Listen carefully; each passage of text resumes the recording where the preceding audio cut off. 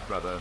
This content is for those genuinely interested in men's rights. It covers complex, controversial topics that may not suit a general audience. If you're not part of the men's rights community, this video isn't for you, so feel free to tune out now. I'm Conrad Riker, a writer and advocate for fairness, dignity, and respect for men. This movement isn't about division, but addressing systemic injustices in divorce, family law, and societal expectations. Inspired by hard-working men unfairly stripped of their rights, I write for balance and justice. Together we can change the narrative. Please like and subscribe if you appreciate this video, as it will help get the word out to those who need it. Thank you.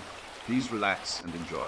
This is an excerpt from Marriage's Unfair Deal, How Prenups Level the Field. Marriage's Unfair Deal, How Prenups Level the Field is an ebook available in all good stores. If you're a man who's ever felt like marriage is a rigged game, this book is for you.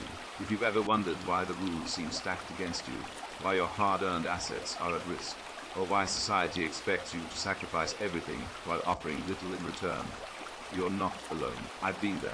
I've seen the system up close, and I've lived through the consequences of a legal and cultural landscape that treats men as expendable. This book is my attempt to level the playing field, or at least give you the tools to protect yourself in a world that's increasingly hostile to your interests. Let me be clear. This isn't a book for everyone. If you're someone who believes in the fairy tale version of marriage, where love conquers all and the law is fair, put this book down now.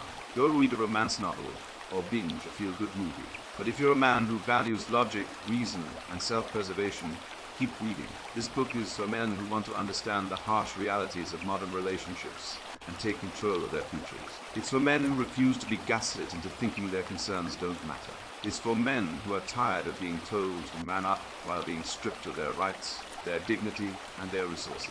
I didn't write this book to bash women or to wallow in victimhood. I wrote it because I've seen too many good men destroyed by a system that doesn't care about them. I've watched friends lose their homes, their savings, and even their children because they trusted the wrong person or didn't take the necessary precautions. I've seen men falsely accused, financially exploited, and emotionally crushed, all while being told they're the problem. This book is a wake-up call.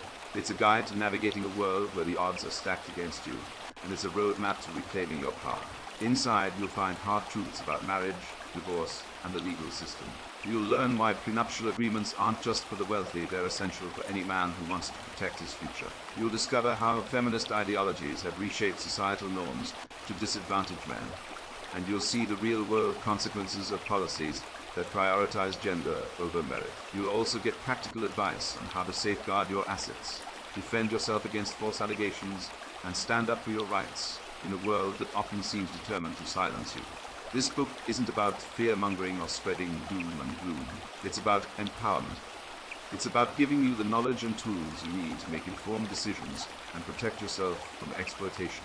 It's about reclaiming your masculinity in a world that's increasingly hostile to it. If you're ready to take control of your life and your future, this book is your starting point. But if you're not willing to face the truth, if you'd rather live in denial, then this isn't for you. Put it down and walk away. For the rest of you, let's get to work. With the introduction completed, we are jumping to an extract from the book. Meritocracy is the idea that people should advance based on their abilities and achievements, not their gender, race, or connections. It's a simple concept, but one that's under siege. In 2021, a study by the Harvard Business Review found that 72% of employees in companies with strict diversity quotas felt that their hard work was being overshadowed by identity politics. One female engineer at a major tech firm told me, "I worked my ass off to get here, but now people assume I'm just a diversity hire." It's insulting. This is the paradox of quotas.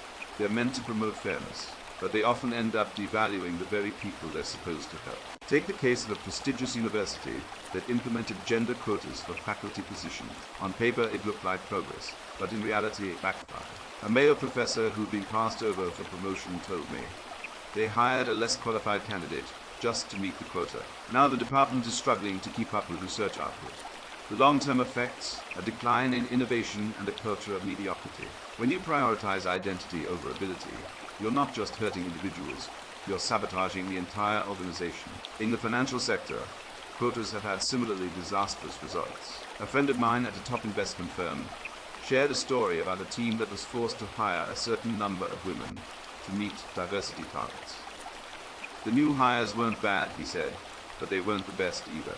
Within a year, our performance metrics dropped by 15%. This isn't an isolated incident. A 2020 survey by McKinsey found that companies with rigid quota systems were 30% less likely to outperform their competitors. Why? Because quotas create a system where mediocrity is rewarded and excellence is ignored. But it doesn't have to be this way. Consider the case of a mid-sized tech company that rejected quotas in favor of merit-based hiring. Their CEO told me, "We don't care about your gender or your background. We care about what you can do." The result? A 40% increase in productivity and a 25% boost in employee satisfaction. This isn't rocket science. When you hire the best people for the job, everyone wins. The bottom line is this. Quotas are a band-aid solution to a much deeper problem. They don't address the root causes of inequality. They just shuffle the deck. If we want to create a truly fair and competitive workplace, we need to return to the principles of meritocracy. Let's stop pretending that identity is a substitute for ability. Let's stop rewarding mediocrity and start celebrating excellence. The future of our companies and our society depends on it. Thank you for listening. Thank you for your interest in Marriage's Unfair Deal. How Prenups Level the Field available in all good bookstores. Please like and subscribe. Thank you and God bless.